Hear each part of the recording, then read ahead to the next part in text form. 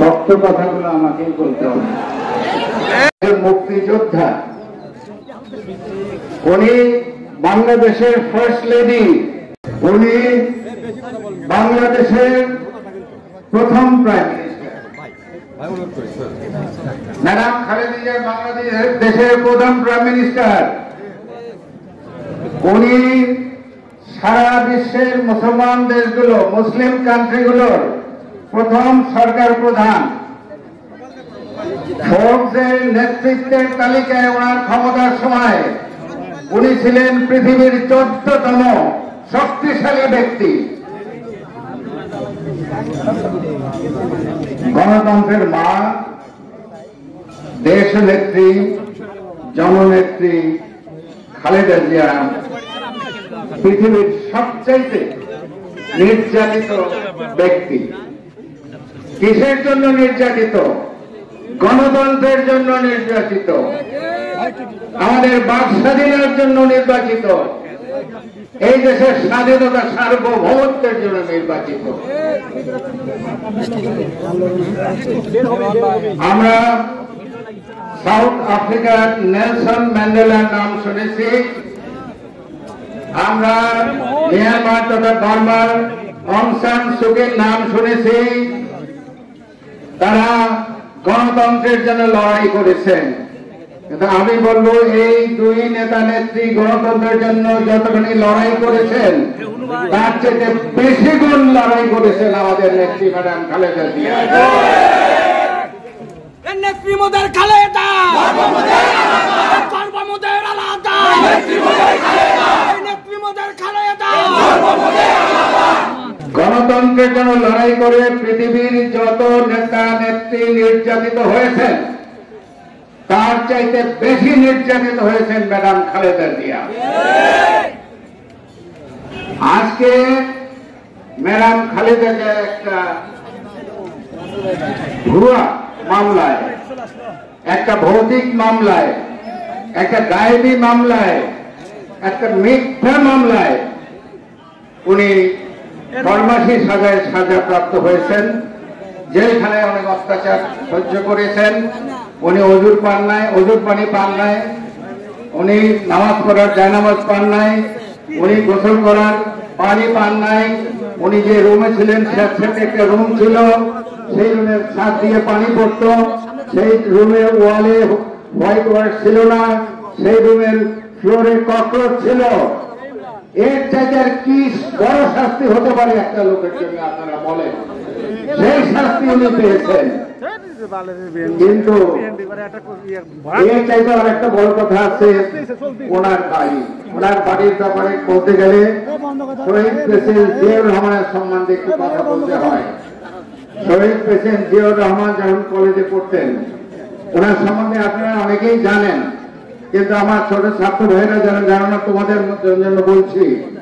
উনি কলেজে পড়ার সময় উনি ডিক্লেমেশন কন্টেস্ট অর্থাৎ বিতর্ক প্রতিযোগিতা এবং হকি খেলায় গোল্ড মেডেল পেয়েছিলেন, স্বর্ণ পদক পেয়েছিলেন। উনি 65 যুদ্ধের সময় যুদ্ধ বিশারদ উপাধি পেয়েছিলেন।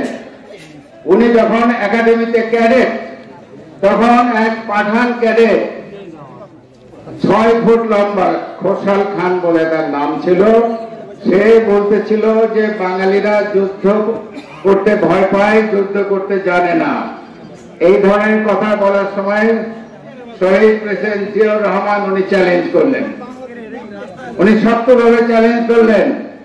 শহীদ প্রেসিডেন্ট জিয়াউর রহমান কত ফিট লম্বা ছিলেন? 5 ফিট 5 ইঞ্চি, 5 ফিট 5 ইঞ্চি। আর যে বাঙালিদেরকে গালি দিতেছিল খোসাল খান, তার উচ্চতা ছিল 6 ফিট 3 ইঞ্চি। জিয়া রহমান তাকে চ্যালেঞ্জ করলেন। আর চ্যালেঞ্জ কি? যে বক্সিং রিংয়ে যুদ্ধ করে প্রমাণ করতে হবে বাঙালিরা যুদ্ধ করতে পারে কিনা। সবাই রাজি হলো, 3 তারিখ ঠিক করা হলো, সবাই রিংয়ের চারপাশে জড়ো হলো। জিয়াউর রহমান এই ছোটখাটো মানুষ 5 ফুট 5 ইঞ্চি, উনি স্টেজে উঠলেন, আর ওই পাশ থেকে গরিলার মতো 6 ফিট 3 ইঞ্চি লম্বা সেই লোক উঠে দাঁড়ালো। দুইজন সামনাসামনি হলেন, বক্সিং গ্লাভস পরিয়ে দেওয়া হলো। তারপরে রেফারি যখন হুইসেল বাজালেন, বিদ্যুৎ গতিতে শহীদ প্রেসিডেন্ট জিয়াউর রহমান খোসাল খানকে ছাপিয়ে পড়ে ওনার নাকে যে প্রচন্ড ঘুষি মারলেন, তাতে খোসাল খানকে চিত হয়ে পড়ে গেলেন, আর উঠলেন না। এই হলো সেই জিয়াউর রহমান। 71 সালের 25শে মার্চ গভীর রাত্রে, অন্ধকার রাত্রে, যখন পাকিস্তানি সেনাবাহিনী হায়নার মতো নিরস্ত্র বাঙালিদের উপরে ঝাঁপিয়ে পড়েছিল, যখন আমাদের রাজনৈতিক নেতৃবৃন্দ কেউ আন্ডারগ্রাউন্ডে চলে গেছিল, কেউ ধরা দিয়েছিল, কেউ পাকিস্তানে চলে গিয়েছিল, শহীদ প্রেসিডেন্ট জিয়াউর রহমান উনি একমাত্র ব্যক্তি যিনি আওয়াজ তুলেছিলেন, উই রিভোল্ট, আমরা রিভোল্ট করলাম, আমরা বিদ্রোহ করলাম।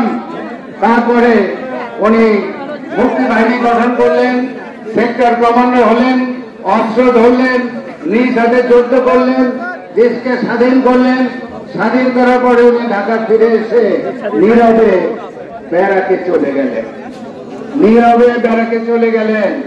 ওনাকে যদিও বীরোত্তম উপাধি দেওয়া হয়েছিল, কিন্তু ওনাকে ঢাকা থেকে দূরে সরিয়ে দেওয়া হয়েছিল, ওনার জুনিয়রকে আর্মি চিফ বানানো হয়েছিল। কিন্তু শহীদ প্রেসিডেন্ট জিয়াউর রহমান নিজের বাহুবলে আবার উনি ঢাকায় ফিরে আসলেন। উনি যে বাড়িতে ছিলেন, আচ্ছা, মিথ্যা মামলা, ভুয়া মামলা, আপনারা জানেন এই মিথ্যা মামলা নিয়ে এখন অসুস্থ, গুরুতর অসুস্থ। উনি জীবন মৃত্যুর সঙ্গে পাঞ্জা লড়ছেন এবং ডাক্তাররা বলেছে কয়েকদিন আগে উনি হসপিটালে ছিলেন, গতকালকে উনি হসপিটাল থেকে আসছেন, যেটা একটু আগে মোশাররফ সাহেব বলেছিলেন। ওনাকে আমেরিকান জন হপকিন্স হসপিটালে পাঠাতে হবে চিকিৎসার জন্য। সেই জন্যই আমরা দাবি করছি ওনাকে নিঃশর্তভাবে মুক্তি দিয়ে উন্নত চিকিৎসার জন্য বিদেশে পাঠানোর ব্যবস্থা করার জন্য।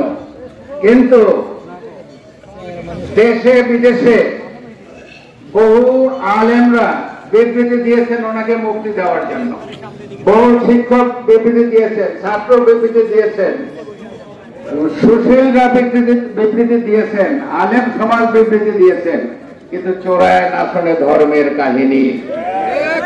এই সরকার আমাকে ওইভাবে মুক্তি দেবে না, যেটা একটু আগে আমার পূর্ববর্তী বক্তা বলেছেন। আমাদের রাজপথে নামতে হবে, কাফন করে নামতে হবে, যুদ্ধ করে ওনাকে মুক্ত করতে হবে। আপনারা বলেন না জেলের তালা ভাঙবো, খালেদা জিয়াকে আনবো, তাই করতে হবে। এবং আপনারা যদি ওনাকে মুক্ত করতে পারেন, আমি বলি উনি চিকিৎসা করে ভালো হয়ে যাবেন। এর মধ্যে আরেকটা কথা আছে, ওনাকে এই সরকার মুক্তি দিয়ে বিদেশে চিকিৎসার জন্য পাঠাবে না। কেন?